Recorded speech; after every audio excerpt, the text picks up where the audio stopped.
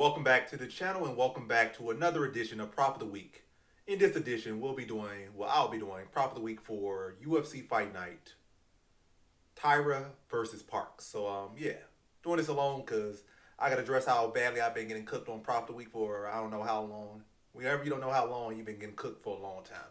And last week I tried to switch it up and go 5 props, none of them hit. So I'm definitely cursed. So if you guys want to fade me, if you haven't already started, now's a good time to start it because maybe y'all will, turn the tides around because y'all try to bet heavy like, oh, he's missing every week, bet heavy against every prop, and every prop hit, then I'll be back on the groove. So I need somebody, whoever's mojo is messing up my mojo.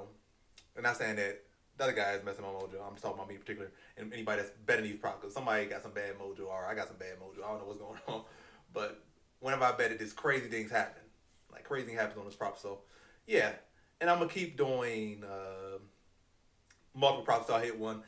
Maybe I'll do that 2-3 weeks, at least one of them hitting, and then I'll go back to one prop, or maybe I'll just dead the series or whatever. But yeah, I got lock in. So what I've been noticing when I try to go in for the kill on the props, they don't really be hitting. Like it could be a fighter that gets like 100% knockout ratio, they would get a decision.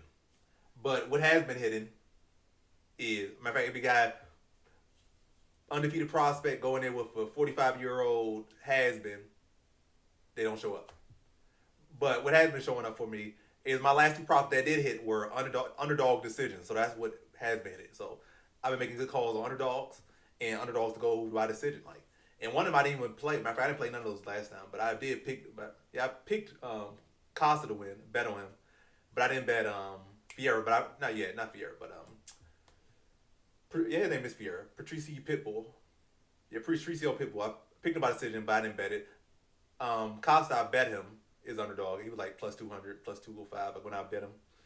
But I didn't bet him by decision, which was probably like plus 275. I bet him money line, but I did predict both Pitbull to win by decision. I predicted Costa to win by decision. They both won by decision. They both won dogs. And the last 2 props of the weeks that I did hit were Raw Font by decision and what's his name? That Canadian dude who fought Aldo last in Canada I picked him to win by decision as a proud week. So those were 2 proud weeks. I think those last 2 that hit. So those are what majority hits. So I gotta lock it to the probably that. Yeah, I can try to go for value. Try to go for this. Try to go for that. But even when I try to go for like the minus 150s that are short, shorter hit, they don't hit. So as far as when it's on proud week, when I do it behind the scenes and not on public, they hit. But when I do them on public, it's cursed to it. But on proper week, decision props have been hitting. Don't mean only one of these picks for this prop of the week or props of the week is going to be underdog decision prop. The rest gonna be like finishes and stuff. But yeah, I yap enough. But yeah, fade me responsibly, bet responsibly, bet with me responsibly, bet against me responsibly. Whatever you do, bet responsibly. Don't blow the house on any of these props because right now, by any means, they are not locked in.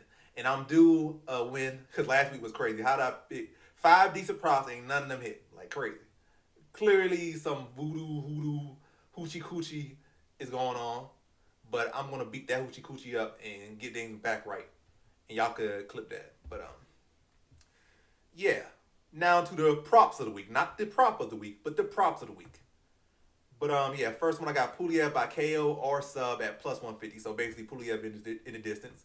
I think Klein is pretty one-dimensional. I think Pulev is well-rounded. I think he has the full arsenal to be able to put him away in the distance. So Pulev by KO or sub plus 150. I like that one. Next one, Magny by decision. That's my underdog prop. Magny is underdog to get it done in the distance, which is what he does most time. I mean, not in the distance, but to get it done by decision is typically what he does. Also, he's up there in age, so a finish is probably not likely. Also, his opponent is up there in age. They're both like late 30s. So yeah, I think Magny thrives in this type of situation. They're both up there in age. And Magny's taking a big step down in competition. Still another great fighter, but he's not fighting one of these young prospects that's going to be a top 10, top 5 fighter. He's fighting another guy that's been around a long time and actually has not been as successful as him as far as in the UFC. Has been successful, but not to his tier. And yeah, I think it's going to be a fight where Magny can, make it a war of attrition and outgrind him and just put him against the wall or put him against the cage and grind him out, get a decision. So plus 240. And again, what has been hitting for me and what has hit for me the last 2 times I actually did hit on a prop of the week was decisions, underdog decisions. And, that's right in line. So that's probably most likely to hit out any of these other props of the week that I got for this week. But next one, Robovics by KO at plus 140. I think Robovics is an amazing striker. His grappling worries me a lot, but yeah, he's going there with, who's he going there with? Brenner. And that whole team, that whole shoot box team, or that team, this Oliveira's team, whenever Charles Oliveira's not doing well, that team just is not looking good. And he just came off a knockout loss, so I expect that team's morale to be very low. And their fighting spirit, their fighting motivation is not looking good right now. So I don't expect Brenner to look good. And either way, Brenner has been looking terrible his last two fights. He at one point was still at least durable. He was a dog, but like he lost that dog and hasn't been able to find it. And I think Robovic is going to be able to benefit from that, especially with Brenner come off a KO loss.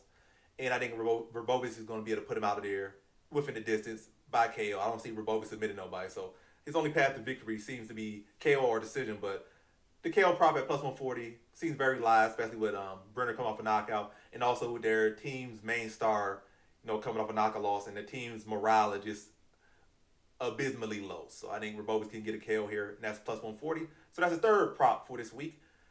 I got 6 of them. So fourth prop, Taira by sub at plus 140. I feel like Park has very suspect grappling, and I think Taira will be able to take advantage of that. And also, Taira has been fighting way better competition. It's kind of hard to imagine that he'll lose in this spot. Park might be a good well-rounded fighter, but Taira's level competition just has been on another level. And Park has already shown questionable grappling against mediocre competition, like not even UFC level competition, to be honest. Like he's been getting taken down like 4, 5, 6, 8 times on the road to UFC. And Taira's going to take full advantage of that. With 5 rounds, I think he's able to get him out of there. So Taira by a sub at plus 140, I think that's a good prop. Next one, Esteban by sub at plus 500. I don't feel like Bunez is so tough or durable. And I feel like Esteban can break him down early and then get him to pretty much almost just give up the submission and tap him out within the distance. So sub at plus 500. Not the most likely prop, but it does have the best value of any of the props that I currently have or that I am putting on this video. So yeah, it's the best value on this video. But by no means is this like one of the most confident. This is the least likely prop to hit, but it's definitely up there. All right, sixth and final prop is Vallejos by decision at plus 175. So Vallejos is fighting his best opponent by far, but not by far. At least as far as at the moment that he's fighting. Like Suwon Choi is the best fighter he's fought by far, including the guy he's about to fight right now. But Suwon Choi was already coming off a knockout loss. He never had good defense. Whereas the guy he fight now, Danny Silva, has good defense and undefeated. Also, he will look to offensively wrestle at times. So I think he can drag Vallejos to a decision. So I think this is the most defensively sound fighter that Vallejos has fought by far.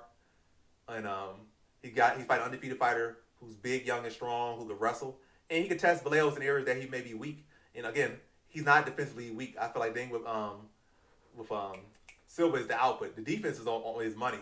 It's the output. So I think he can keep Vallejos honest enough and also mix in the wrestling so that he can drag this to a decision, or at least not get stopped. Is what I'm saying. I think it'll be a competitive scrap, but I think it goes this. Also with the fact that I think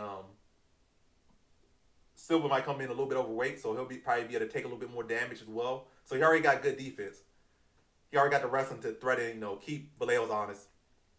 Another young undefeated fighter, and Vallejos not undefeated, but Silva is. But yeah, he has all the necessary things to keep himself in the fight, is what I'm saying. But I think ultimately Silva's lack of value and Vallejos' abundance of value will lead to Vallejos getting his hand raised by decision here. Like again, I can see it getting stopped, but the fact that it's an outcome that a lot of people are overlooking, like this acting like Silva's some scrub he can run over when he's another highly touted prospect. I think this will be a fight where two prospects go against one another.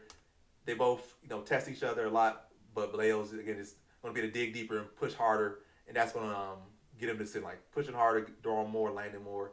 But Silva to focus on the defense and not let his hand go, and that's what's going to cause him to lose. So yeah, the props again: Pulev KO or sub at plus 150, Magny by decision at plus 240, Robovics by KO at plus 140, Taira sub at plus 140, Esteban sub at plus 500, and Vallejos decision at plus 175.